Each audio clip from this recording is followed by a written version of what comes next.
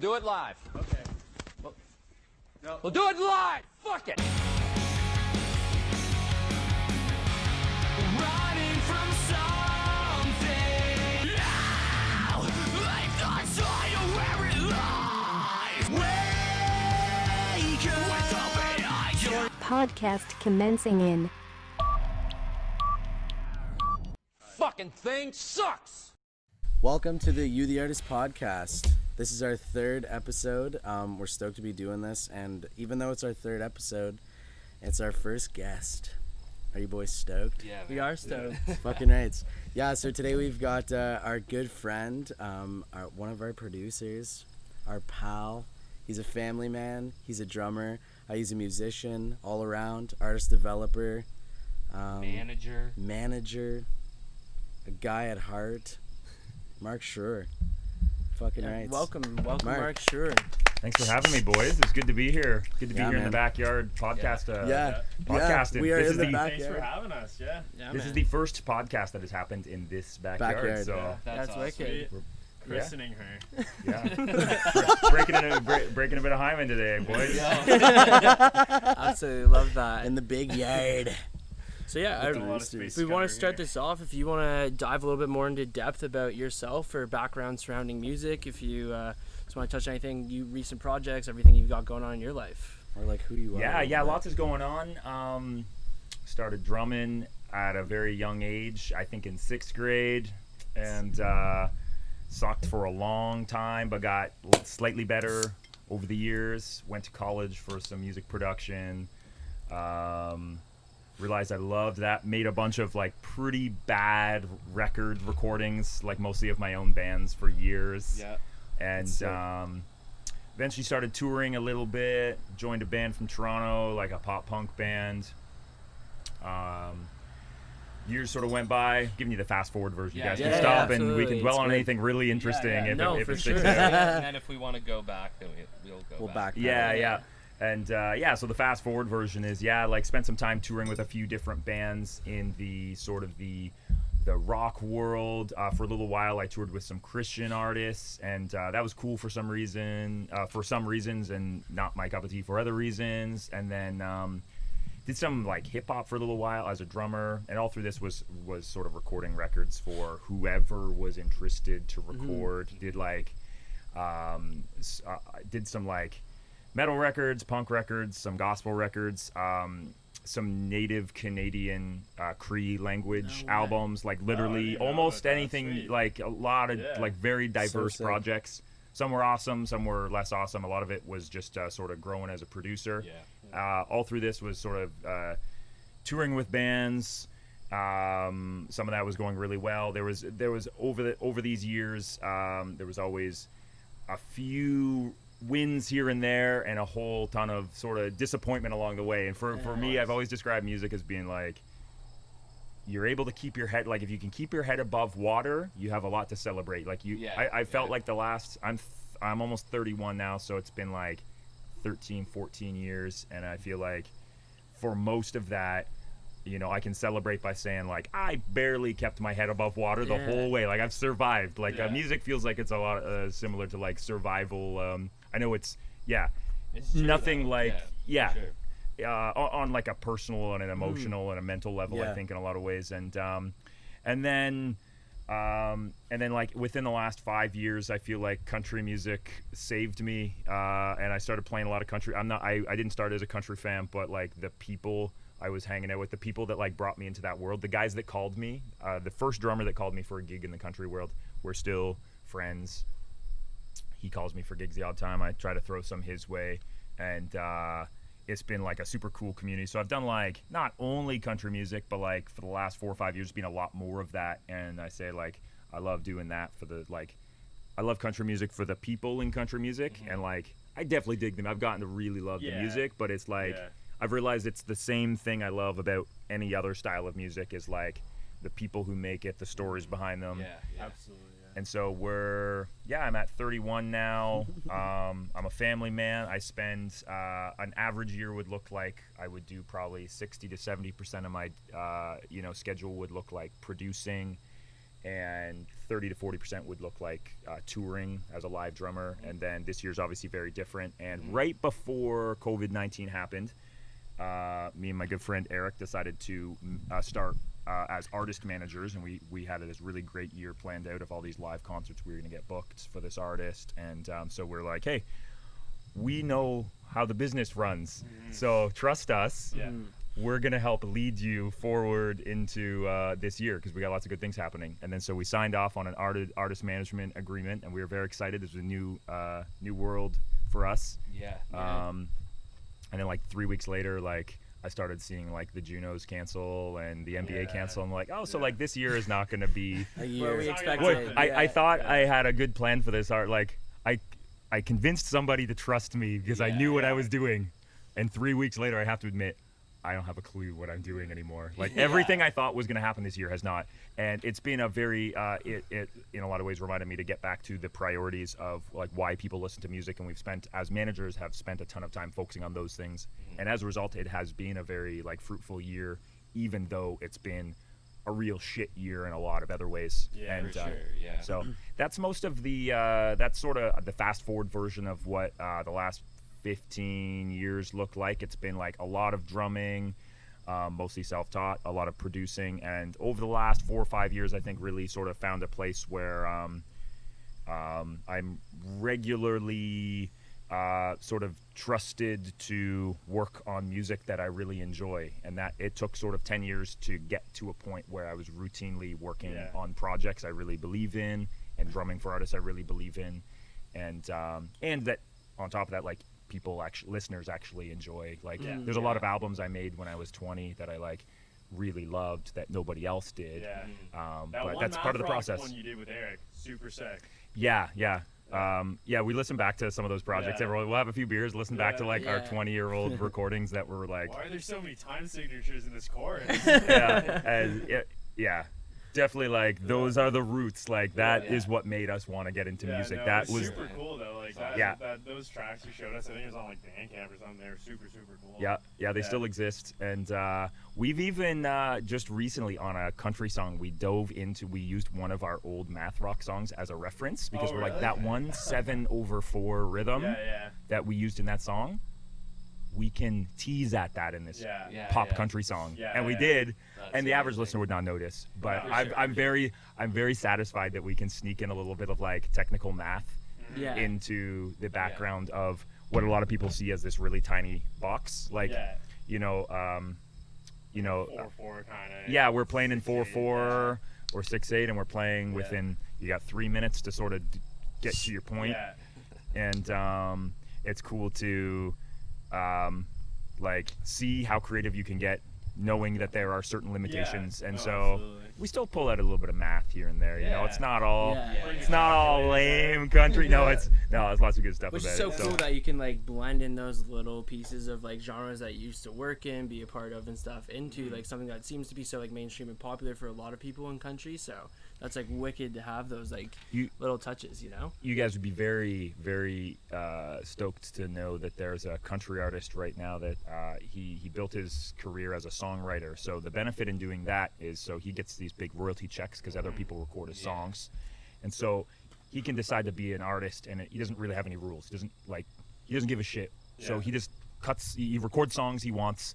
He does them however he wants them, and it actually has really worked and translated well. But this artist, he's a country artist. Like he would fall into the mainstream country world, and his records have a lot of Marshall stacks on them, and they have a lot of China cymbals, and they have a lot of double kick on them. That's crazy. Yeah, he's like a rock and roll guy. Yeah, he's like, nice. I write country songs. I'm gonna cut some of my favorites. Like a Jason Aldean kind of like rock country feel to it? Or? Except, like even like sort of like grunchier and messier. Yeah. But like Aldean sort of crosses that line too, whereas like there's like a wall of distorted guitars and tuned down guitars. Yeah. So Hardy's record has a lot of China, a lot of double kick, and even like I think Eric was telling me like maybe the whole record, like most of the records in a drop tuning.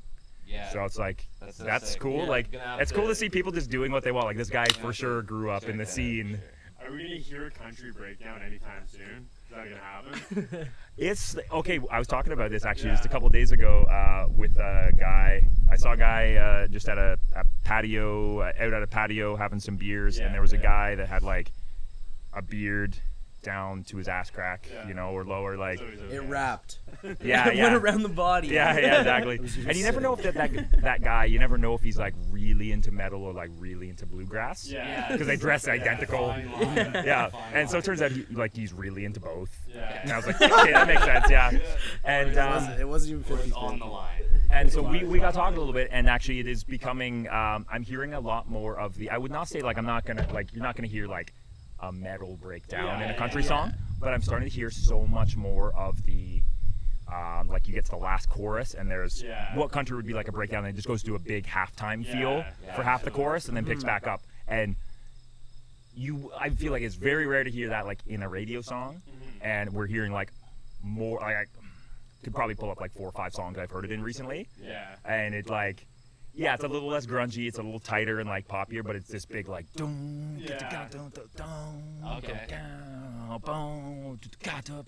like that sort of feel for like a last chorus or like that's becoming like more popular, and for better or for worse, I think it's dope. I used to have a lot of like sort of preconceptions on like what genres should sound like, and the older I get, it's like super cool to see like the people that don't give a shit and they break the rules. There's no downside to doing There's that. a lot of success in it too, like as you've seen with, like obviously, like a huge one was Old Town Road that happened last year. Yeah, I got a lot of criticism, but I think it's dope. That was a huge song. That and then he just rode that out, like tons of remixes with different rappers, different country artists. Like I think there's like 6 or 7 versions of that song. Yeah. You know? Which is so cool. Really to see took that advantage of blend. that. And made it something huge, and then a lot of people started trying to do it afterwards. There was a little bit of success in that, but yeah, I just think that's. And there'll be a lot more in the future, I think. Like there's that Blanco Brown tune that did like half as good, which was still really well. Yeah. Like the Get Up. Yeah, that's the other one I was thinking. And then there's been a few more, and I think like over the next few years we'll see like a lot more like urban country, like sounds like it sounds like complete opposites, but like That, on the other side of the spectrum, even now a lot of like post-hardcore bands or heavier bands and stuff are hopping into like EDM elements, like mixing like a bit of like breakdown type feels that like would happen in a traditional EDM song, or build-ups, like things like that. It's so cool to see music starting to like come around. Yeah, making songs with those people who make EDM tracks, Yeah. like, featured. Yeah, like we were literally just listening to Marshmello today to remember on the way here. Right. Like songs like yeah. that. And it's almost Marshmello like will it's collaborate with a country artist one day and like a hardcore act or a metalcore act like the next day. Like when you cross genres, it's taking people from each of those genres and bringing them to one spot. You know what I mean? So your crowd is bigger, I would think.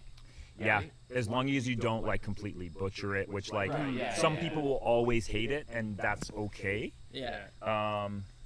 We just finished a song, or we're just finishing a song for a country artist that we've done a bunch of country songs for, and it falls more in like the pop country world. And this country artist is like really interested and sort of involved in Indian culture, so we just did a song with like a Punjabi singer on it, and actually like the country singer is singing Punjabi and part of it, and like for sure some people will not like it. Yeah, but like, But it'll have been, I think, to appreciate it, man. Yeah, there'll be a That's ton of different. people that really do like it, and it's cool to just do something like that sort of hasn't been done. It's the thing that's like interested in me in music, like in the first place. The thing I hated when you talk about like metalcore and EDM, I remember that's slowly when I was the first few examples I heard of that, I totally attack I despised. And now I just think it's So super cool.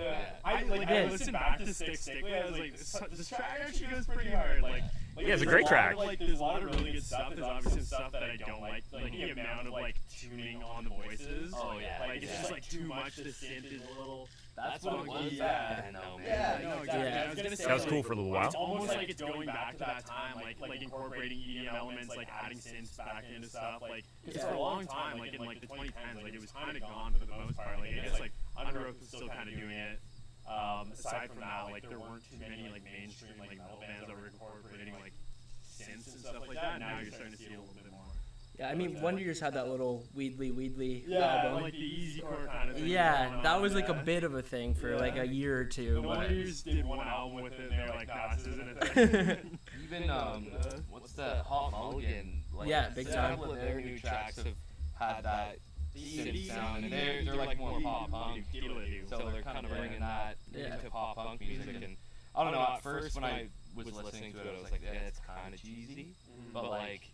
See what they're doing. In the right mindset when you listen to it, kind of goes hard, you know? Yeah, but the one thing that I think that country does really well is incorporating different elements from other music, like what you're saying, like adding like a Punjabi singer, having those elements, bringing pop elements, like the breakdown kind of stuff. Like there's a lot Urban, of, rock. Yeah, like rap and stuff like that. Like they incorporate so much, and I think that's why the genre is doing so well now. It's because they're appealing to everyone. Like I can I used to not be able to listen to a country song and appreciate it, but nowadays if I put a country song on, like a newer country song, like there's something I can take out of it 9 times out of 10 and I will like it. Yeah, right? it won't do the same thing that like your favorite metal album or metalcore album will do, but it'll do a different thing that you might enjoy for different reasons. Yeah. Absolutely. Super cool. Yeah. So I do want to ask you a certain question. We were all kind of talking about it in the car. But you did do 180 Drums podcast. You hosted it, like you said, around 100 episodes, right? Yeah. One of them was Aaron Gillespie, wasn't it? Or was he just on the Produced with them. No, he was actually Aaron was involved in some of the 180 Drums lessons, Okay. but I've never interviewed Aaron on the 180 Drums podcast. And he was on the list. Okay. I guess we never got around to it. I think we did get in touch with him. Like I did a record with him back a decade ago for some weird solo project he did. Not weird solo project, but yeah, maybe. So was it a Christian thing? yeah, it was like a live off the floor. Like it was done. Yeah, we did it in a church, and yeah, it was like a cool project for someone who was a huge Underoath fan. It was like probably like at that time it was the coolest musical thing I got to be a part of for sure. Yeah, that's super cool. But it was we did not have him. Back to your point, we did not have him on the podcast, but he was on the list along with a lot of other great drummers, and we might bring the podcast back and have some of those guys on. We had a ton of great guests. When did it kind of go on hiatus? Just after Christmas 2018. So all of 2019 we took off essentially. But that wasn't necessarily the. Sorry. Then 2020 is right after. Yeah. Although this is the perfect time to start back up. When COVID-19 happened, I was like, this would be a good time. Knowing everybody else is starting podcasts, it did occur to me that it would be a great idea. Like it'd be super fun. And one of these days, the idea of the podcast wasn't to sort of take it like. I do think at the time that it was running, it did fill a hole. There was a need for that type of podcast, and there was a few that came and went, and 180 was sort of rock solid there for 2 or 3 years straight, delivering, great interviews with a lot of great guys. But there is a lot of other like great drumming. There's more than ever right now. I didn't mean to cut you off there, but you want to ask about Aaron Gillespie. Literally, you just answered my question. I was going to say, like, did you work with them and how was it? But you just answered that question. Yeah. So it was a from a not on the podcast, getting to work with them, it definitely was like a highlight. But it like super cool project. I got to engineer. Was technically not a producer because it was technically a live recorded album that I was part of engineering. And then what we did is he sent it over to his record label, and he sent it over to Tooth and Nail, and they were like, hey, like we should do some overdubs and like release this. And then so they flew him back up to Canada because it was recorded like in Ajax, Ontario, and then we literally retracked the entire thing live off the entire thing. Like we booked a week straight, recorded everything but the drums, like live in the studio. So gave Aaron a bass. I remember Aaron said, Mark, give me. I think we're doing 6 songs, and they're like Christian worship songs, so they're like 9 minutes long. Because there's a live audience to do the chorus 9 times at the end. It's great. Exactly. So he's like, Mark, 6 songs, give me a bass in 45 minutes. We'll have the bass done for this record. and then did the same thing with rhythm guitars. And we definitely went back and had to do some over, but like he like wanted to plow through it because he wanted it to definitely have like a live feel. And So he played bass and guitar? Is that what you're saying? we did get the bass redone. Yeah. Not because Aaron didn't crush it, just we had another guy that really wants to play bass on it, and he did a great job too. I just didn't know. But he did all the rhythm guitars. Yeah. All the vocals. I guess that day because we did lead. I think we did some lead guitars with somebody else. It's a blur now. It was like 8 or 9 years ago. I do think Aaron has not done too much promotion of this album. I think in a lot of ways it's maybe like not knowing him, like having an ongoing relationship with him now. Like I don't. Seeing a bit of his journey and his story is probably not something that's like at the top of his priority list for promoting, as he's maybe like has different values in his life now. But at that time, it was a very important thing for him, and it's cool to be along for the ride for that thing, that part of it, as like a huge Underoath fan. It's like early. I'd have to take a look, but like 2010 to 2012, sometime in there, like almost 10 years ago, like 7, 8 years, 9 years ago. It was quite a while ago. Because they all kind of separated themselves a little bit from the Christian scene as of late, right? Yeah. When they, defining themselves as a Christian band. yeah, I know him and Chris are still like practicing Christians. I'm not sure about the rest of them. Like, yeah, a couple of them are, a couple like, a few are, a few aren't, a few probably don't care. Right. And but they definitely started like they got signed to a Christian label, and so because a couple of the guys were Christians, and like whether they all were or weren't at some time like is all sort of hazy.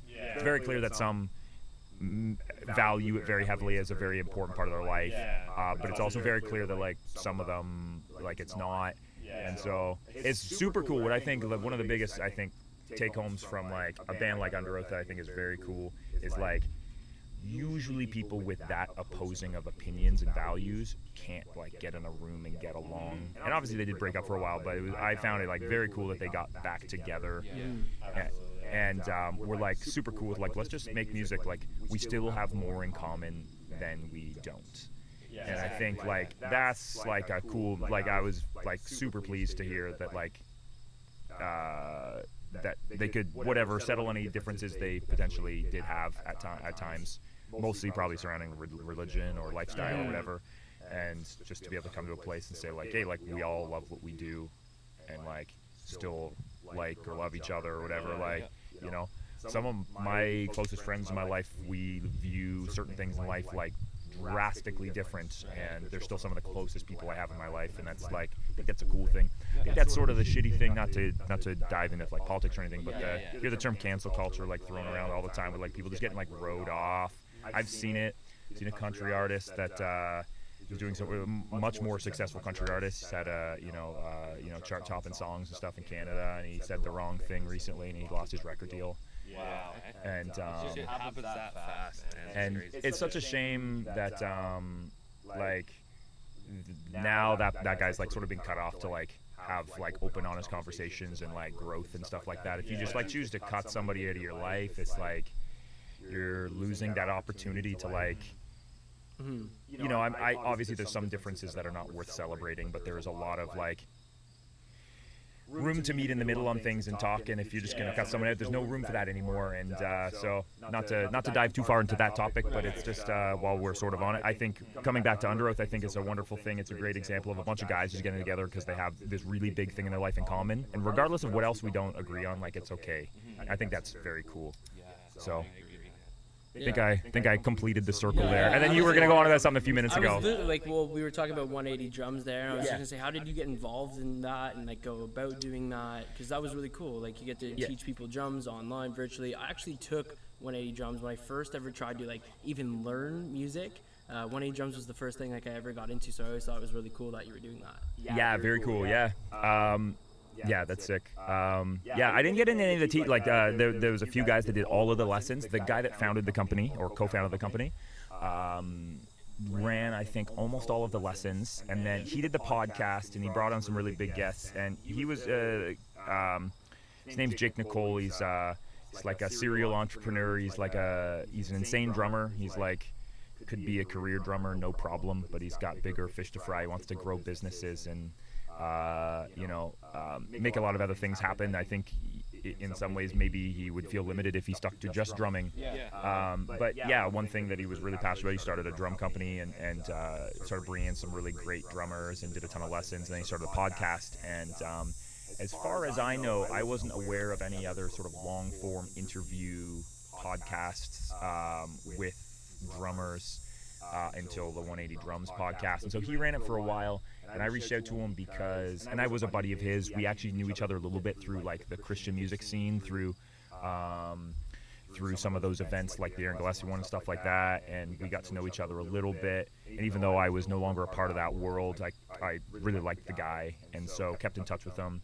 And he started posting the podcast they were doing. I started listening. I loved them, but they sounded like garbage from a technical perspective. And I remember like texting him. I was like, man, like podcast is great, but it sounds like shit. So can I just clean them up a little so they sound a bit nicer? He was like, dude, yeah, by all means. And then so I sort of took on the role of like sort of like hosting. I would do like the intro and the outro and help like do some announcements and stuff like that. We did everything remotely.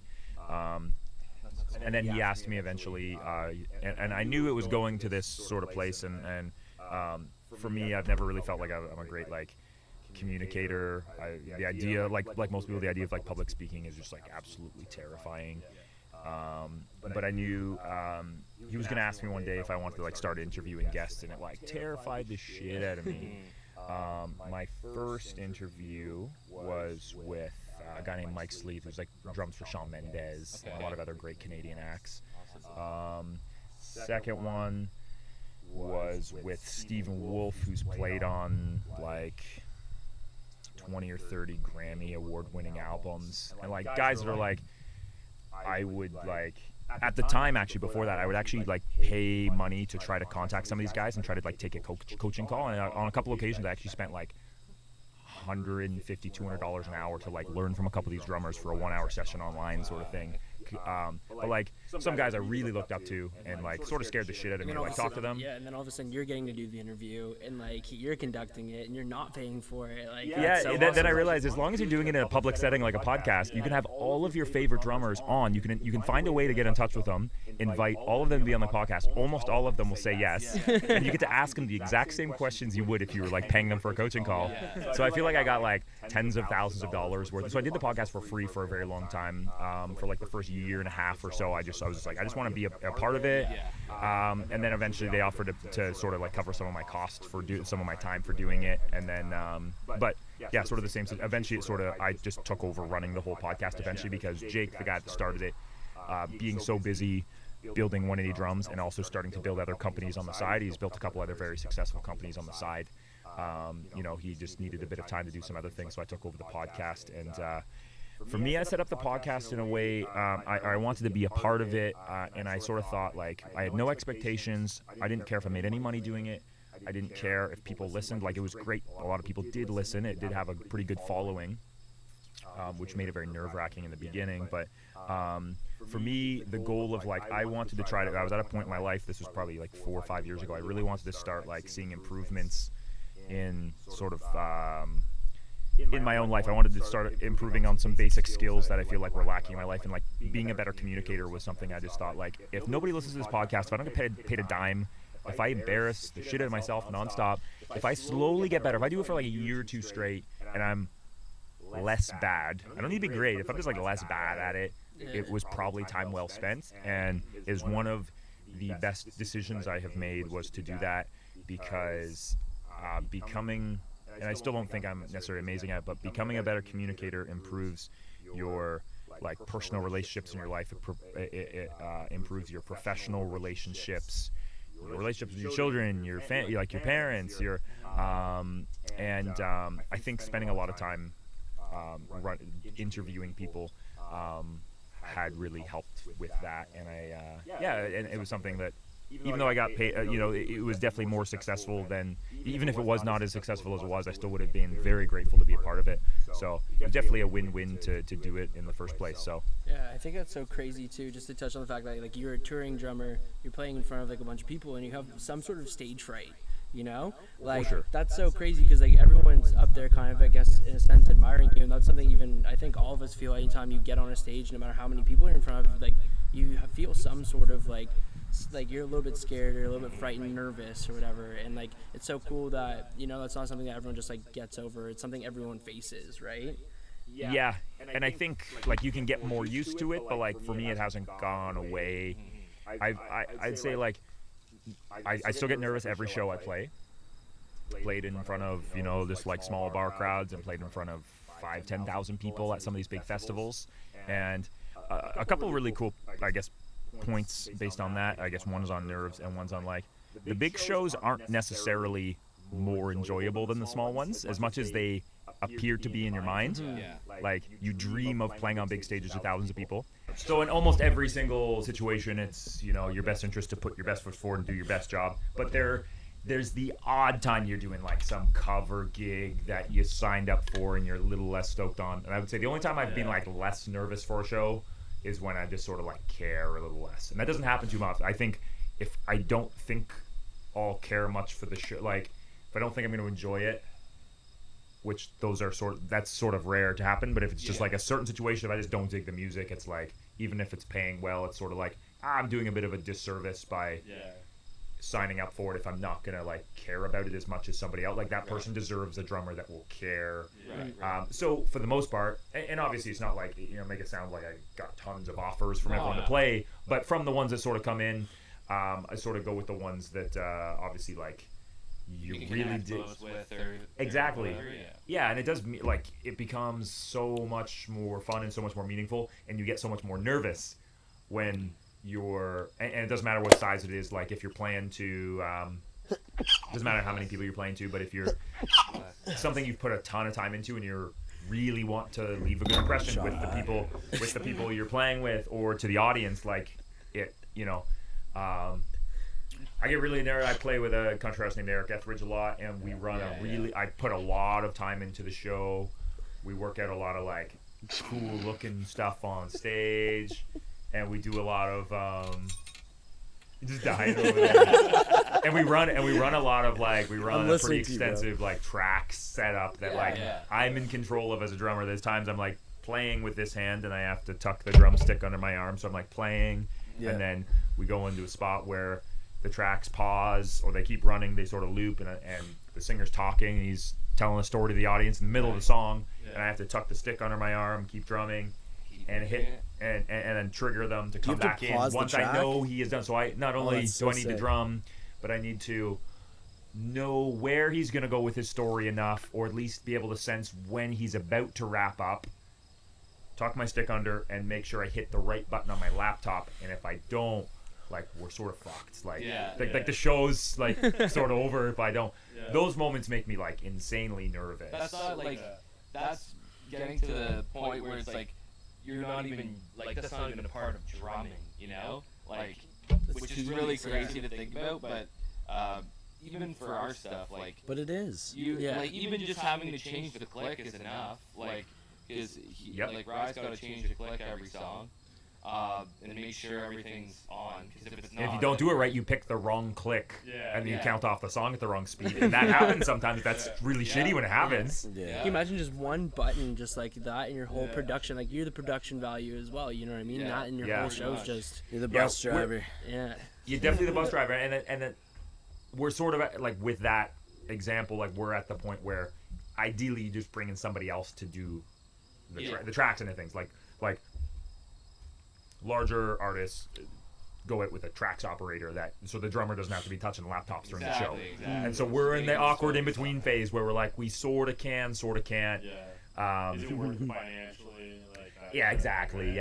So knowing I can do it, I'll continue to do it, and I do like putting myself outside of my comfort zone. But it like makes you super nervous. Like every time you walk on stage, you're like, this could go wrong. And it's all on you too. It's not like your bandmates are probably like, this could go wrong, and it's all on Mark, So we've never had the tracks go down, but the last actual full band show we did it was actually probably one of the biggest shows we did, and it was funny because it was pretty much it was the day before New Year's Eve this past year. It's at the like convention center in Niagara Falls. We're opening for another country artist called Brett Kissel from out west. Nice. Big artist. Brett, big artist. He sold I think it was like 4,000 or 5,000 tickets sold for like an indoor event. It was pretty cool. And we have a part in the show where the band leaves the stage and lets Eric, the singer, just do his thing for a few minutes with an acoustic guitar, and then sort of we know when he sort of sings this one note in the chorus, it's time for us to all walk out. Right. I hit play on the laptop, and we all walk out front, and we do this little like jam at the front of the stage, and so he hits that note, I walk out, I hit play on the tracks, and they start. So we have in our in-ears, we have this 1, 2, here we go, boys, you know, and like so everyone's like the song is starting whether you're like in place or not. Yeah. That's normally fine, but there were the rest of the band got caught behind the curtain, and they couldn't. They like they were backstage and they actually couldn't find it. It was like pitch black behind. There were such dark drapes. It was great.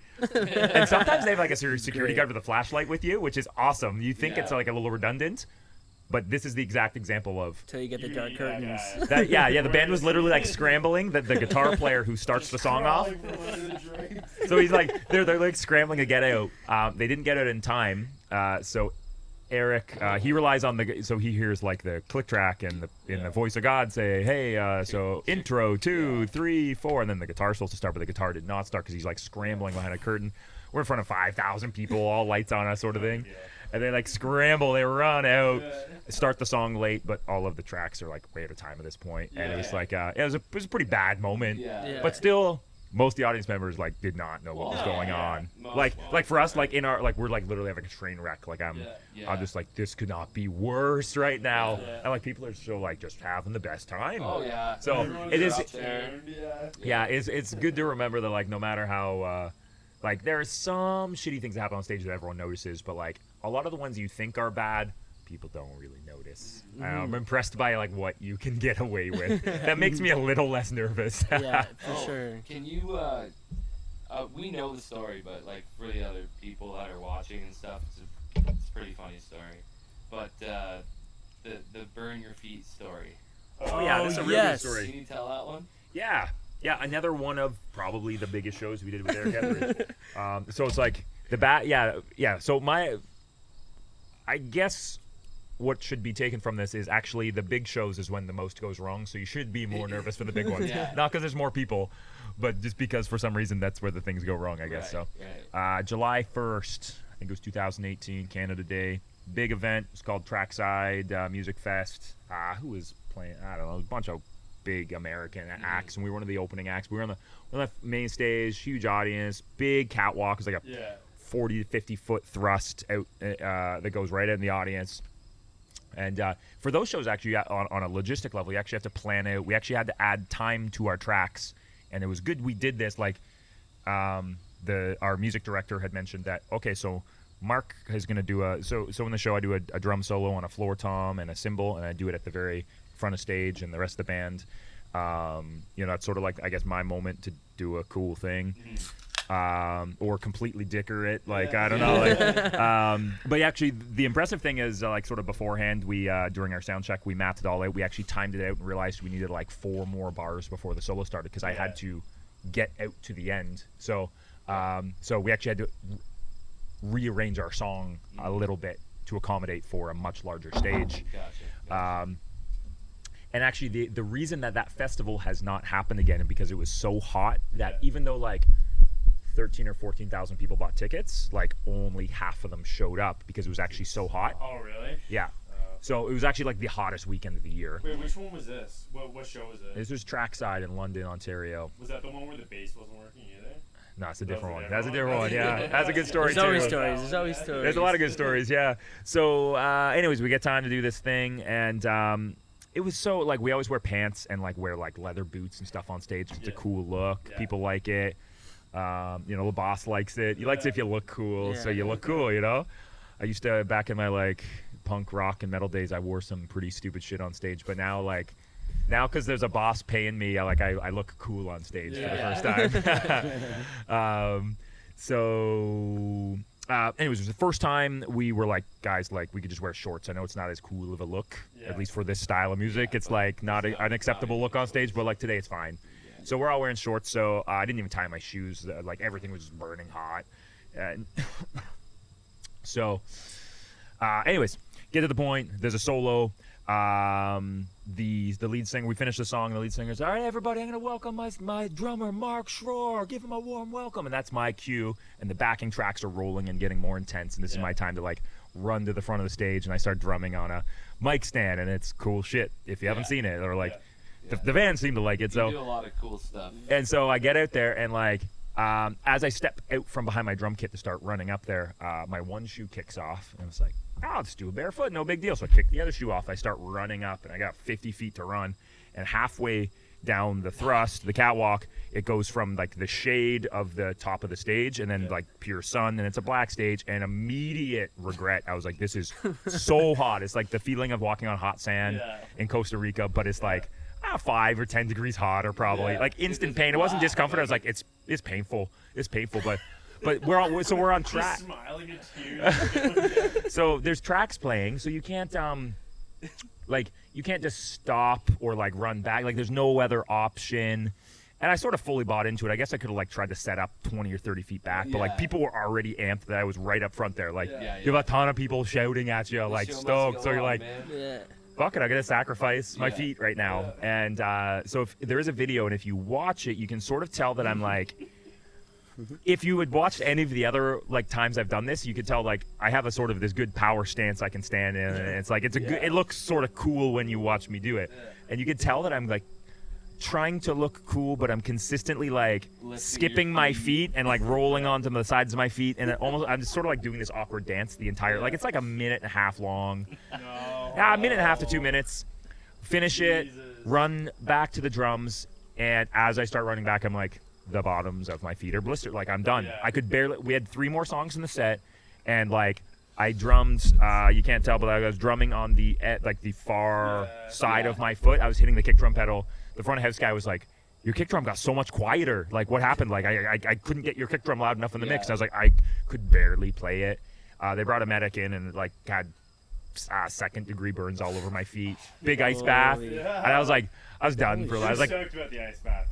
the ice bath was good, but, like, my feet, the bottoms of my feet were cooked for, like, 2 to 3 days, and but it was, like, the hottest day of the summer, so, like, couldn't have been a worse day to make that decision, and I regret that decision heavily. I'll never do it again. Such an awesome story. Honestly. Yeah, So but I did it for the fans. glad your feet are good now. Yeah. So. They've come back. Couple They years.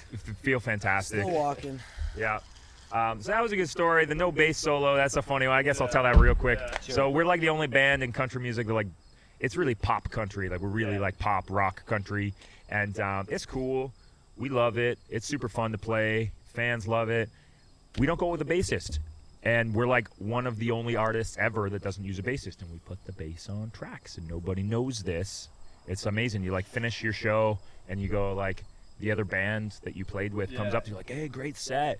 I was like, yeah, like, our bassist killed. Did you see our bassist? And they're just like, wait a second. Like, even the band, even the other band guys don't know that we don't have a bassist on stage. They don't even notice. They're just enjoying the show.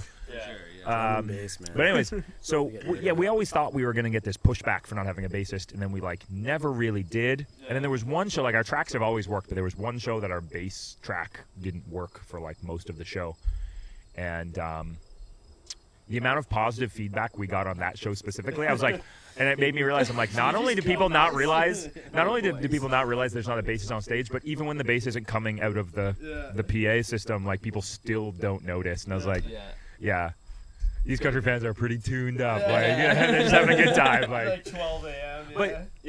But that rule they talk about, there's it's like the 60-30-20 rule, the 60-30-10 rule. It's like 60% of your input is visual, 30% is body language, something like that, and then the last 10%, I forget the exact, you guys know what I'm talking about, just the principle that, like, when someone's at a concert, they're actually, like, they're taking in a lot less auditory input than you think. So that's when you actually do mess up a little bit, people don't notice as much. But if you look bored on stage, people, like, notice, and they, like, just don't enjoy the show. So that to me is just a good sort of testament that, like, our show is exciting enough for people that they don't notice we're, like, missing a crucial member on stage ever. How many people do you have on stage? Hey? How many people do you have on stage when you guys are performing with Eric? We still have 5. We have me on drums. We have a keyboard player that also plays a bit of acoustic and mandolin. Like, we have a few, like, switch hitters. We've so enough Eric, guys for guitar it to player, not be like 5 that. guys. There's 5 guys on stage still. So it's still putting a bassist would put that starts to be an expensive band for the singer, who's essentially the business owner, who's footing the bill for all the guys on stage and paying for the hotels and the food and the. So he was like, we had suggested the idea of trying bass on tracks, and he was down. Yeah. Puts put some money in his pocket every show, like. For sure.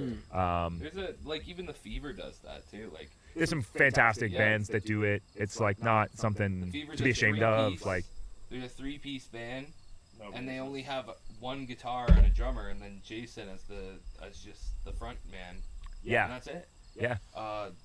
And you don't miss it. Like for a second, you don't miss it. You're like, it'd be cool if they had a bassist, but very entertaining group to watch. Too. Yeah, I actually asked him. He just like randomly replies to my like Instagram like super cool stuff sometimes, kind of boys or whatever. But yeah, something I asked him is if you guys are ever gonna get a bassist, and he's just like, nah. Like they're doing it. The vibe is too good between the three of them. Like, the three, right? The Fever 333, three of them. I feel like it just makes sense in like their brand. And I feel like they don't like they've been doing it, and they don't need it. Yeah. You know what I mean? Like they've done so much in so little time. It's crazy. Yeah, but going back to that 60-30-10 rule, like the best shows that we've watched live, like of other bands, 100% have been the ones where it's like the most energy. Like going back to like even Blackout Fest, Boys of Fall, like their energy was enormous, like their bassist and their singer. And then some of the bands that like we listened to a lot and we were super stoked to fucking open for, and we watched them live and it's like it's just like not there. And it's like maybe it's because the shows like they're not like stoked on the show as you were saying, or it's like I don't know, they don't have like the same kind of energy, right? I feel like that's just part of the live experience though. Like as a band that's playing live, people are coming to see you play live. It's entertainment industry. If they just wanted to hear what's on the record, then they could have just stayed at home.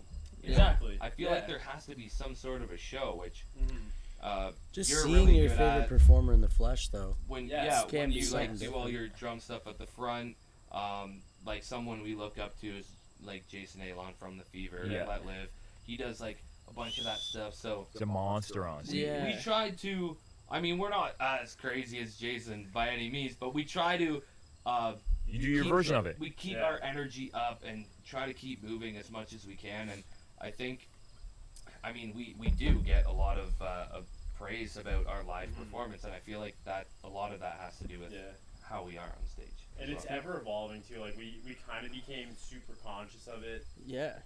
End of 2018, I think, and like we kind of realized we're like we need to step our live show up. Like we need to have more energy. Like if we miss a few notes, like it's cool. Like it's a punk show. Like it's a hardcore show. Like people won't fucking notice. Yeah. And like we kind of I think like even like watching videos back, like we took our live show to the next level, and it's like it's exciting to see where we'll be in another year, 6 months, 2 years from now. Yeah. And just like ever evolving, right? It's something you have to put a lot of time into practicing, where you don't think so. You think like maybe it comes naturally, or you think, for me, I remember like I didn't care to perform, like to put on a performance. I always felt like people should appreciate. Like when I was younger, I always thought like people should appreciate me for the super cool fills I'm playing and like how hard I've worked on my drum parts, how complicated they are. And now I'm playing the simplest type of drumming, and it's the people's drumming. It's the 2 and the 4, like it's what people like. Yeah. You're probably ripping stick tricks for like country music. Yeah, now that I have so much time in between the notes, I rip a lot of stick tricks, stick flips and stuff like that, and cross it, like lots of cool stuff. And but performing visually like can really come from like it doesn't have to be something that's put on. Like sometimes I feel like when I'm practicing it, like I'm just like trying different actions that are uncomfortable to me, but when they become comfortable, it's like you can equate it to like dance essentially, but it's like like when I get on stage and start playing, like it feels amazing to perform and move, and like the things that look cool are also the things that feel the best to do in the moment with the intensity of the music. Like doing these big got on, like it feels great. My whole body like it's easy to sort of assume it's sort of put on stuff like that, and like I used to think like, oh, guys that do that is like it's just it's fake, and it's like I firmly believe that it's not, like for almost everyone. Like it's worth practicing, and it's great to practice, and like it makes it like, for me, it feels like an honest, someone who really loves intense music and hitting the drums hard. Like, it's a natural feeling to want to move my body more when I'm drumming. There's like no better feeling. And spending the years getting good at like, missing the odd note. Like, I definitely fall in the, some drummers in my scene that are fantastic drummers and more experienced than me would for sure disagree with me on this. But I would sacrifice like a note to potentially like have something with someone in the audience, have a quick engagement, or have a quick moment with somebody, or like there's times like I missed a note because I was like making eyes with somebody or pointing at somebody. I don't know, like just weird shit. Like the cool thing about music at the end of the day is like the thing that makes me excited is when you see people that enjoy it, and it very much, although they're the ones listening and you're the ones sort of giving them the notes, like they're there because they want that communication and conversation to happen back and forth. And it's like, over the years doing it more and more, I very much feel like the audience is what brings a lot of the magic to a show, and they deserve to have like sort of every ounce of energy you got. Yeah. Man, I totally feel that. I mean, I feel like even getting into music and starting to like music more, growing up with it, like you look for the connection in it and connecting to artists, and whether that be just on record or seeing them in person, like you want to build that connection or feel that connection with whoever you're listening to. So like we went to the Fever show in Toronto like 2 years ago, last year. Yeah, 2 years maybe ago. probably. Me, Ryan, and Cam went, and we were like, it was the Used. Like the Used were the headlines there. Yeah. But like nobody really knew who the Fever were. They were just like, it was like beginning stages, yeah, like they first were, like, few literally months. They were the fresh. First band on. They were like super fresh, and we were all repping like Let Live stuff. I think Ryan actually had a Fever shirt that he ordered before, and we were just giving her, and they were vibing off us the whole show, like pointing at us, like engaging with us. And then Jason just likes making the crowd feel like they're a part of the show, so he ends up like jumping off stage and like coming into the crowd and like vibing with us, like has his arms around us, and Rye like has his Let Live tattoo on his wrist, like showed him, kissed the tattoo, back up on stage, comes back down, sliding all over the ground, climbing on the rafters and shit. But the point of that is that he really does a really good job at making the audience feel like they're a part of the show. And The show's nothing without the audience. I think that's just like a really cool approach and a really cool thing that he does. I saw a video of him. That's fantastic. Yeah, that's super cool. Like, I would kill to go see them, like, right now. Out of all the performances I'm missing right now, I'm like, if I had to pay a couple $100 to go see a band, which I've almost never done in my life, I'd pay a couple $100 to go see Fever 333 I right think now. what ours were like, it was like $50 too, and like Yeah. they left after the Fever, like whatever. But I actually even ended up staying for like the Used at the end too, and that was. You guys are too young to be appreciating the Used, although you guys have appreciated a lot of my. And we don't only produce country right now, but it seems to be the majority of country right now. And we do talk a little bit about, when I say we, I mean Eric Fintelman and I. You guys know Eric. He co-produces almost everything with me, and actually the very first project we ever co-produced was with you guys. That's which what I is was crazy. gonna say. So like everything you've heard since then, whether you like it or not, like Eric's on it, and he'll continue to be on it, which is great. Exactly, and it's better for it. But like life, like there's a little bit that I draw from every. Like, here's the thing, like, because country has changed so much over the years. Like, if you want like proper country, like, because Eric and I are not like country producers, being like, there's guys like, if you want a traditional country, like proper country, I don't know where to start. Like, and not to say I'm like what we do is a hoax in any way. Like, we've obviously gotten to know this style of country music really well, and sort of the heart of what makes country. And it's funny because it is such a broad genre that includes so many other sort of subgenres. I think there is still like a couple defining factors that makes a country song a country song. Sometimes you hear a really poppy country song and you're like, you still right off the bat, you're like, that's country. Yeah, Right. And then there's a lot of artists that explore that like maybe a little too far, and then it's clearly not country, but they've missed like one or two elements Oh, our friends are coming to say Oh, hey. that's what you're laughing. The chickies are up on the back. all Yeah, There. there's a couple chickens behind us. Yeah, they'll come and say hi. If you're lucky, they might even hop right on your lap. Mark's petting zoo. Yeah, we're at the Schroor family petting zoo.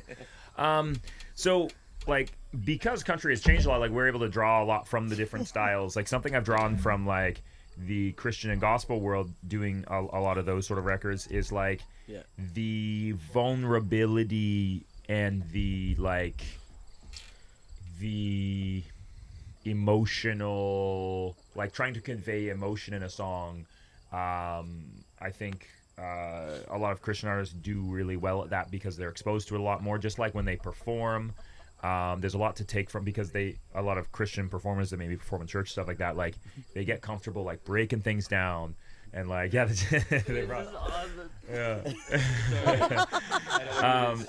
that they're willing to like be open and honest and like really get serious for a few minutes and like. And they can really draw people into the meaning of a song, and I think, and that's something that like when we translate the country music and even drinking songs and breakup songs, stuff like that, like I draw from a lot of that where like the story is paramount. Like there's nothing more important. Like if it's a good song, like we're not worried about the rest of the instruments, stuff like that. Like can we make sure that the intent, like the story behind this song, the emotion behind this song comes through. And that's something I think country music does really well. I think that's why it's really become popular, is because the vocals are so loud and they're so upfront. And even if you can't relate to every song, like country music also like doesn't sing about, like they sing about trucks, but they like the amount of like Instagram references and like texting and like blowing up your phone and like all these references that are like pretty millennial heavy are like country music has become very current. So that's why a lot of young people like it, is because it's actually like stayed with the times in a lot of ways.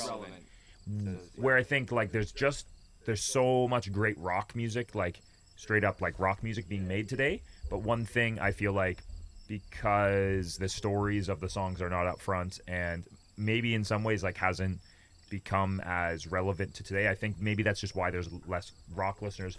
That's not to say I think in any way rock is dead or rock is not great nowadays, but like because there's so much great rock music, but I think there is a whole ton of people that have a harder time connecting with it than maybe they used to. I can understand. Actually, a really good point. So, like, I just want to chime in here. But like, if you look at like older rock songs, like maybe like 80s, 90s kind of stuff, a lot of them are story based. Like especially like maybe not 90s, like maybe like 70s, 80s. A lot of them are story based, but it kind of like drifted off into like we're almost like we're too cool to tell you the story up front. We kind of want you to figure out the story through the lyrics, kind of thing. Like we're making you dig to try to come up with an abstract like meaning of take it how you want to take it or something like that. But country's very upfront. Like I'm saying this because this is how I want you to envision it. And great rock music is like that, and great metal music is like that, and great hip hop is like that. Fever 333 is that. Literally. I love them for. But I think country is like more of a story, like literally like they're telling you a story. I feel. It always has been, and it probably. I think that rock music is like.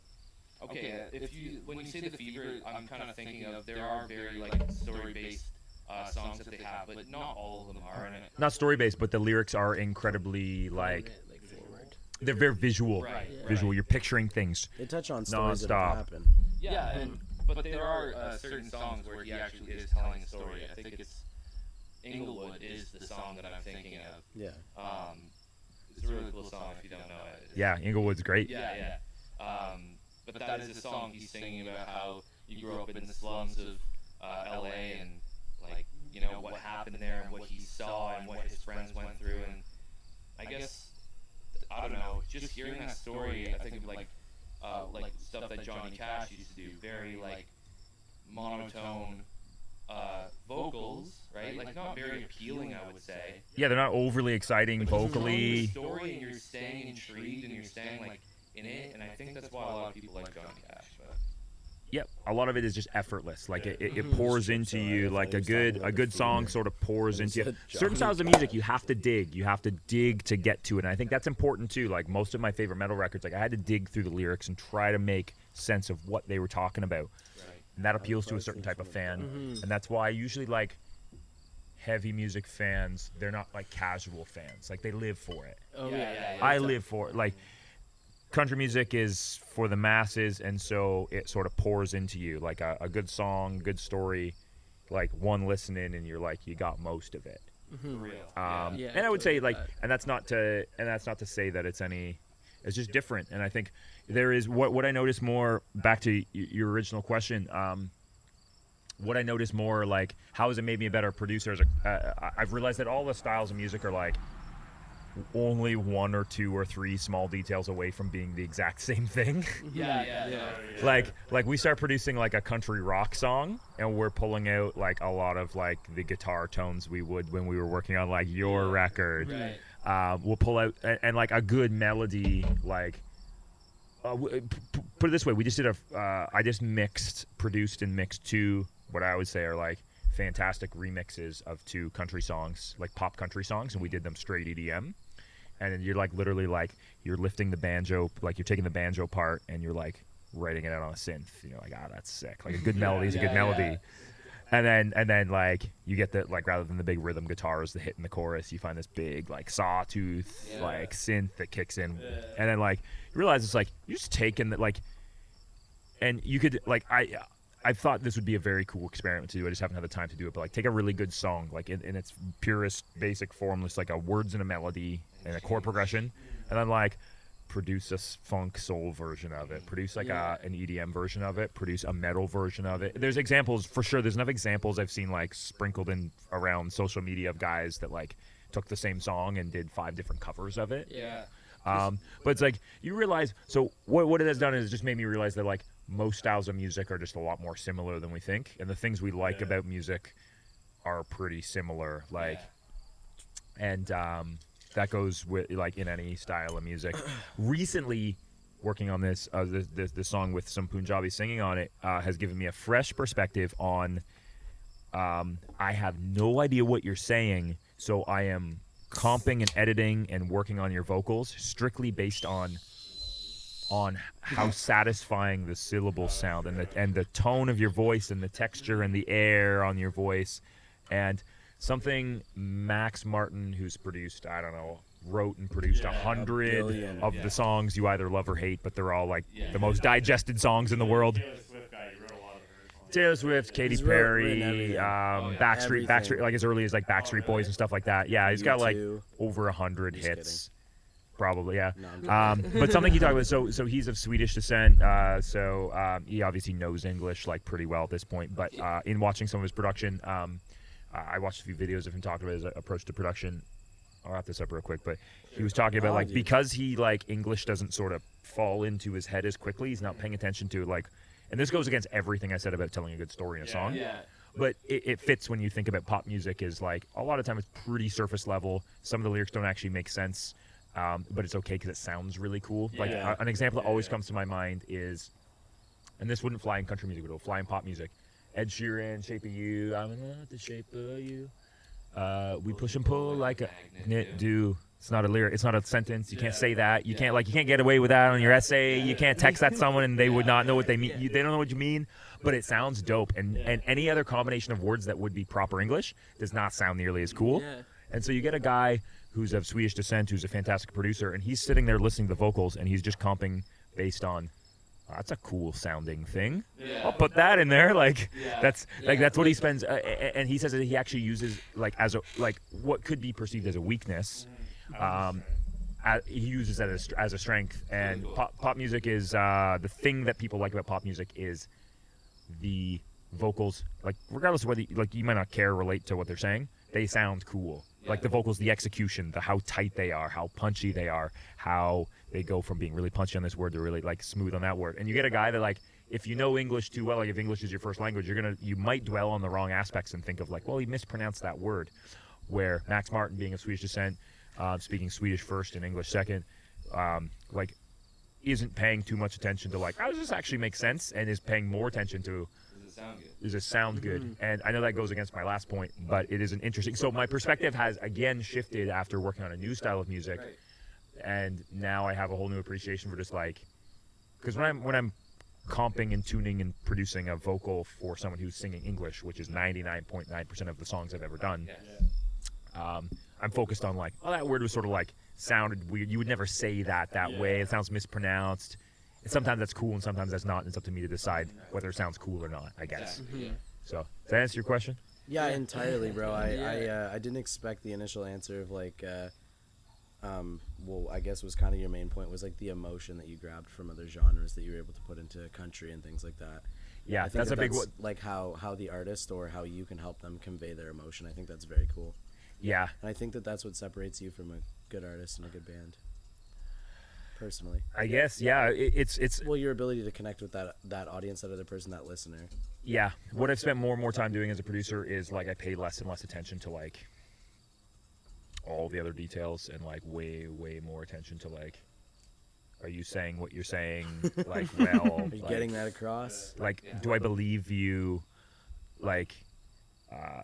Like when you're singing a sad song, when you're singing a sad song, like, do I believe you? I've produced songs and like, are you actually like I've had people talk, I've had people cry in the vocal booth. Yeah. And I've had people. I did actually for a month ago. I did for the second chorus. That was an emotional song for you. Yeah. And that translates, and people connect with that better than a perfectly tuned. Like, you can tune someone's voice, you can put it in time, you can do a lot of crazy shit. You can make them sound like they got way more low end and chest resonance on their voice. You can do so many cool things with vocals nowadays. But like, you can't make someone sound like they care. And I think that's become like a more and more important thing. And it's also really hard to teach, is what I've noticed. And now, so rather, part of the production process for me is not in trying to make singers that can't do that do better. It's actually in trying to only work with the singers that do a good job of that in the first place, because some of it is inherent. Some singers just like are way more emotionally attached to their music than other people. Some people have this sort of detachment. They write the lyrics, but when they sing, you don't totally believe them. I can hear a lot of that in Robin's music. She's a really good example of that. She's like after Riley did that her newscast thing. Oh together, the good shit. I started I followed her before, but I think I just started paying more attention to what she was doing. And she was she posted a couple songs, and I was like, man, this is like a really well written song. Like, I posted on her thing, and she really nice. appreciated that I said that. But it was just crazy. Like, she's a really good songwriter, but then she also relays that in performance and she's deeply emotional. She has cried in the booth. She's got drunk and laughed, and whatever the song is about, she does the quirky, funny songs, or she does the really sad songs. I think that she's a really good artist, man. Honestly, I really do think that she's a really good artist. Thanks, man. All around.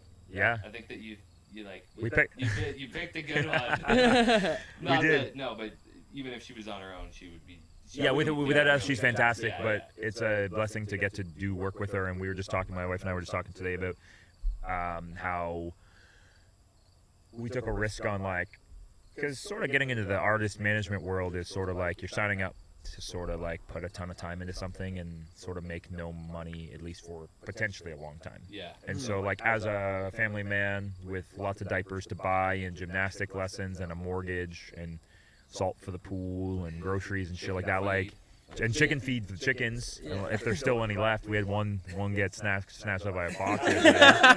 By a what? Oh yeah, so the first two, so there was We'll 6. jump to that. We bought 6. 6 was it was great having 6. We had tons of eggs to give away. It was part of why we wanted 6. There's too many eggs, so every time someone drops by, you give them a handful of here's a dozen eggs, and then So we don't get any eggs. You don't get any eggs today. You guys can take those eggs if you want. You can split them up. I would totally eat it. Yeah, I'd be happy to. 100%. I'll be happy to send you guys home with some eggs. Yeah. Holy fuck, bro. That's crazy shit. Well, there's only 3 in there, and actually we just gave before I came some to my mother-in-law, Those so are actually Mark's we fucking almost have eggs. none. But no, one of you take all three home, or three of you can take one egg home, whatever. I don't care. Rock, paper, scissors, boys. And then the first two went on a rainy day. They were playing. They were up actually on the deck running around. I was making dinner. Came and checked on them, and two of them were dead. And it was a weasel. There's weasels around. There's a few weasels, and what they do, and you know it's a weasel because a fox or coyote will take it. Like it's gone. Like you'll see a pile of feathers and it's gone. Weasel will go right for the heart, like straight through the chest cavity, kill it immediately, just leave it there. Like they kill for fun. They kill for fun. That's wild. Oh my god, The bitches. That's crazy. That's So- like Today on it. It's heartless. It makes you look at the world different when you know that. Yeah. Yeah. That's Um, why. The That's why. sociopaths of the animal. That's why. Like you should get a 22. calling somebody a weasel is Had a- like a I had a tenant that had a dozen of them, and Yeah. Wow. Now Is he's that the one gone, with the so- hawk? 22. yeah, bro. he's gone. He went and bought 75 acres on his own, and Good on him. him and all his guns and birds. Just out there blazing. I love it. 75 acres. 75 acres. Yeah, he's a champ. A Yeah. lot of A lot weasels. of bird room in there. Yeah, a lot of room for birds. Yeah. There was. Anyways, The roost. there, you guys wanted to. There was something you wanted to say before we. Oh yeah, it's just something that we do at the end of our podcast is talk about what we've currently been listening to. So we want to know what you've recently been listening to, whether if it's new or old. Just What are your jams? stuff that you have been listening to. If you have your phone, you can look through. Cross genre, Yeah, whatever. man. I mean, while you're thinking about that, yeah, we can totally chime in too. We'll all talk about it. Yeah. We'll all say. So, for me Same shit personally, as I'll last start week. it off. whatever you recently downloaded. I've been listening to The March Ahead, which, going back to like earlier in this conversation, side project for Bill Murray, who was originally clean vocalist of Attack Attack. Oh. So he was the dude just like chilling there doing all the synth shit. So Cool. I've been listening to his side project. Yeah, Bill Murray. I thought he played guitar. He's But guitar he was the and clean yeah, vocals. and then Caleb Yeah, but he Shomo of didn't- Beartooth okay. was. I thought you said he was chilling keyboard. there doing all the synth shit. But I anyway, was like, so no, like with his voice. yeah, sorry, it's you all know. good. Anyways, I did. but auto tune, yeah. Anyways, so did the March Ahead, and then I've been listening to this track called Morbid Mind by Jack Kays, and it's like kind of folky but punk vocals. Interesting, yeah. Right into that. I've been digging it. But anyways, What's That it? sounds What's sick. it called? that's called Morbid Mind by Jack Kays. I feel like I've heard of that, but I've never heard of it. For me, I just was with my metalhead buddy Brady Baker, so he showed me Born of Osiris. Never heard of them before. Oh, they've been around. Yeah, they're really sick. Showed me a couple songs, so I got like 4 songs by them rolling right now. Colby recently sent me a song by this person named Kenny Hoopla. Kenny Hoopla? Yeah. Yeah, he's got Really some good shit, yeah. kind of a cool song. Like it's got like a rap rock kind of feel, but I don't know. It's just I really like the song. It's a good song. I recently did like a Scream cover of "Give It Up" on my Instagram, and so I listened Linkin to that. Park. Obviously, I downloaded "Married Life" by Michael some Italian Giacchino, which is the song from Up. You know that. You know the one. Yeah. Yeah, very nice. Very When nice. they're happy. So I don't know. I When they're heard up. it on TikTok, and I was like, I kind of want to listen to that song. So I downloaded it because it's called "Married Life," and it's just like a cool ride that it takes you on. Like it's very happy, almost upbeat at the beginning, but then by the end, it's like the wife dies and Up, and that's kind of like how the song ends. It's like this. There's a sad part of marriage is that you have to. One of you have to, actually it's both, have to live without the other for a certain amount of time. You know what I mean? So, kind of a cool song. Anyways, that's what I've been listening to. Plethora. Damn, man. Plethora. Yeah, some I've been tracks. like strictly listening to it in her own words again. Just like basically cycling through the catalog. They had like an old acoustic EP, which is super sick, so I've been listening to that. Vocals are super cool. He's got like a pretty unique voice for like a pop punk genre. And then aside from that, I've been listening to Deftones a little bit, and that's kind of like what I've been What going back and record? forth to. The one with Hexagram and Minerva. I don't know the record name off the top of my head. Yeah, me either, but I can see the picture of it. It's just their self-titled. Yeah. They've been a band for time. So Yeah, no, they've had a lot of stuff. They've done a lot of cool stuff. 1988. What have you been listening to, Mark? That TikTok clip with the nurse spinning her shoe. and then kicking it away. That's not a song, bro. You know what clip I'm talking about? No, they go from like wearing like nurse gown and there's like a hip hop track that kicks on. I'm taking it all the way up, and then they flick their shoe and they kick it, and then they turn into like a super babe. That I've been listening to that a decent amount the last couple of days. Been listening to a lot of classical music in the mornings for the children because I don't think it actually makes their brains any bigger, but it's a nice thing. It's a nice like calming way to start the day before like I spend like I sleep for like 6 to 7 hours a night, so then there's like 18 hours or the rest of the day that I'm either like pushing buttons on my laptop or studio computer, holding an infant or chasing a toddler. Is so like a little bit of classical music that's like, oh, okay, like life's okay, like life's good. Like It is. The Homeless Gospel Choir, which is like mostly does acoustic music. He travels around with an acoustic and like shouts political songs, and it's very wonderful music. He used to tour with a buddy, with a guy named Listener, who is mostly like spoken word. That was the first time I ever saw the guy from Steve from Fever 333 was on tour, and I saw him because I went to go see a band called Listener, and it's mostly like talk rock and stuff like that, or like spoken word, like yelling poetry over loud guitars and shit like that. It's pretty cool. Like so that's I've been listening to that, and then like a little bit. I can't remember the name of the artist. I can't remember the name. I know, but Cameron Smith is like a poet that does that. Not me personally. Another Cameron Smith. Different Cameron Smith. Yeah, very cool. Not me. It would be cool. Ladies if it was and me, but it's gentlemen. not. Yeah. Hey, if you haven't seen my project, no. Sam. Yeah. But no, I was thinking, me and you used to. Yeah, Loud Dispute. There we go. I was trying to think of another artist that I've same heard of similar that. thing, kind of like talking, screamy poetry. Yeah. Love it. Yeah. Good guy. Great guy. Yeah, mostly that and like a little bit of country music here and there, mostly as I enjoy some of it, and because of market research, just like what's happening right now. And a bunch to the artist I manage because we just work on our song. Like I listen to like what we're working on, obviously, like a ton. So like the amount of time I spend listening to like full albums like has diminished because now I just like spend 8 hours a day like listening to music, and mostly try to spend that time working on music I'm really into. I don't know. Corn. It's so funny. I was gonna say Corn. Which Nickelback song did you send? Feeling Way Too Damn Good.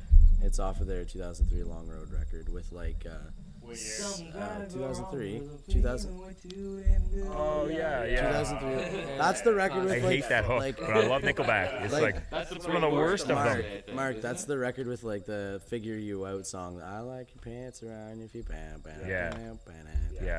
Yeah, that's a big record, man. I'm a big Dark Horse fan. Dark Horse, eh? Oh fuck yeah. Dude, listen to the Long Road, man. Dude.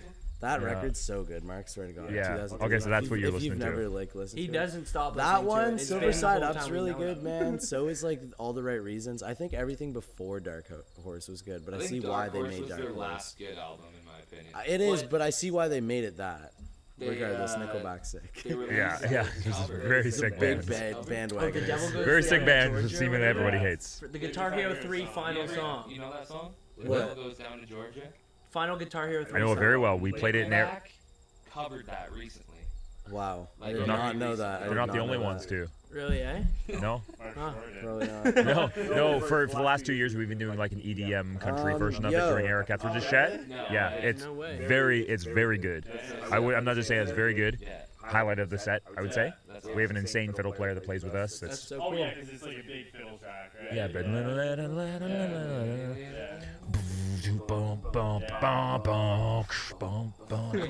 like big no wall of tracks of like drum tracks or like loop tracks, and then playing on over top of them. It's a banger. Korn just did a cover of Devil Went Down to Georgia. No way. Yes, for sale on Bandcamp. It's probably like I don't know if it's better than the Nickelback one. It's hard to know. The Nickelback one is actually kind of hard. Like, just Chad's voice suits it really well, I think. Yeah, it could be pretty dope. Yeah. It actually is. It's all guitar, obviously, instead of fiddle. Okay, so the Korn one. Sorry, I skipped a How we beat. started talking about Korn and Yellow Wolf. who you were talking Yellow Wolf? about? No, Is that because him no, that Veg song said I that- sent a song. Yeah. It's not what I've been listening to. You a rapper? I've Yeah, he's a been rapper. listening to It's it very for good- like the last very good 20 one. I'm saying years. since we've known He's you. always Yeah, like kind of literally, like- this, Rise Kid listening Rock to feel. Nickelback Oh, it's again. like he's like a country Yeah. kid who started rapping, kind of thing, but less. Like he just comes from the country almost. Kid like, Rock on the I don't real know. McCoy. He's a very unique rapper, I would say. Who's Like, that? He's one of the best out there. Nobody else sounds Who? like Yellow He's always Wolf. toured with a live band, and Oh. Travis Barker's toured with him for like the last like 5 years as a drummer. It's like slummy Yeah. rap music. Like it's good. It's good shit. Some of my favorite. For sure. I'm just kidding. I can't. It's like if Kid All I know is Rock his like did a name. bit more rap, Yeah. or like if Kid Rock Like like early they've Kid probably Rock? Early Kid Rock, like Yeah. Ba Wata Ba. yeah, like Ba Wata Ba. before that Yeah, Ba- into Bang, early. Yeah. Honestly, I watched his Woodstock set yesterday in its entirety at 99, and wow, Kid Rock. 4 a.m. I promise, like I see why he Yeah. is where he is. Yeah. What did you do before and after that? A lot, bro. Are you kidding? Like he's had milestones, man. Scott Stapp. Even You. He said you. What did you do before that? Watch that. So. Oh, Like what? straight up, I probably smoked like 4 joints before I watched it. Like, yeah. Oh man. All right. Well, I You wish asked we me. could fucking stay here. Thanks for having me on this. This is very nice. Yeah, man. Very last Yo, I second. just want to say one thing though. I haven't just been listening to Nickelback. I've always been listening to Nickelback. I've just been listening to. I've actually been binging Underoath, Define the Great Line again for some reason. Oh yeah. And Breaking Benjamin, Young the Giant, lots of Corn. That's about it. Everything like pre It is 2015. about- Yeah. This, But yeah. Yeah. Very. And whatever we talk about, whatever you guys listen to, I listen to, and we all Yeah, listen to because we that's share also true. music. And Mark, you've been fucking amazing, man. Yeah. You brought a lot of value and talked about a lot of cool shit, and we Yeah. love you, bro. Very and last thanks for all you've done second. for us. Do you want to plug anything? Anything Yeah. you want Do to you have shout any out? advice you can give anybody that's there was a quote I was trying to think of earlier that I had. It was one of my very last podcast episodes I did for 180 Drums, and the guy on it, his name is Kevin Murphy, and he, who did he used to drum for? He used to drum for some like sick rock Kevin bands. Murphy. What is? Oh. There's a couple of Kevin Murphys out there for Kevin sure. Murphy, the hair. Yeah, the hair thing. Yeah, I sent. yeah. This guy's fully bald, and I've sent him pictures of the Kevin Murphy thing Yeah. in here. Yeah. It's his company. So I asked him for parting words on our episode. So I don't think there was any I don't think I ever did a podcast with like more swearing on it than with him. He's a great guy, extremely political. He plays for a couple of really great country acts now. And he's fighting the good fight down in America right now for what's right. But anyways, his side out. I was thinking about this earlier when we were talking about drumming and like simple drumming that like people love, like the people's music. And he's like one of the most fantastic drummers because he's like highly technical, but he plays very simply. He can play very complex. But he'll break down like this country. Here's a clip from a country song we just played, and he'll show. Here's why I'm playing the singer is more. He always sits on top of the beat with the acoustic, so I put my hi-hats a little ahead of the beat for him. But I keep the kick drum behind the beat, and he's explaining like the simplest rock beat, but he's explaining all of the different things going through his head as to why to keep the entire band together somehow. And he's like, if you listen to it with the click, it sounds like shit. So here's it with the click, it sounds like shit. Here's why it sounds, and then it shows you without. And anyways, fantastic drummer, like scientist, That's really amazing. cool, yeah. Anyways, but his sign off when I asked her like, well, what are your last words you want people to remember when we sort of hop off the podcast? And it was a drumming reference, but it ties into that. And he said, if you're not making people dance, fuck, or fight, you're blowing it as a drummer. I've heard that before. Dance, I've fuck, or honestly heard fight. that before. Yeah, I love Then you're that. not. Then you're blowing Maybe it you as a told drummer. us that I before. haven't been blowing it, but People No. I think you make people. I think you make That's people awesome. wanna I think fight. you make people dance, fuck, and fight. So. You probably do like a bit of all of those with your I drumming. honestly Yeah. think so You too. dudes in the crowd in Halifax. Just the way I taking look. So. Hey, Mark, Yeah. it's not the fills, Yeah, it's bro. the way you're looking. Yeah, absolutely. Yes, I like Anyways, that. It's good being on here. Thanks, boys. Thank you. Yeah, man. Thank you, Mark. We love you. Yeah. Take care of See you, boys. yourselves Peace. and each other.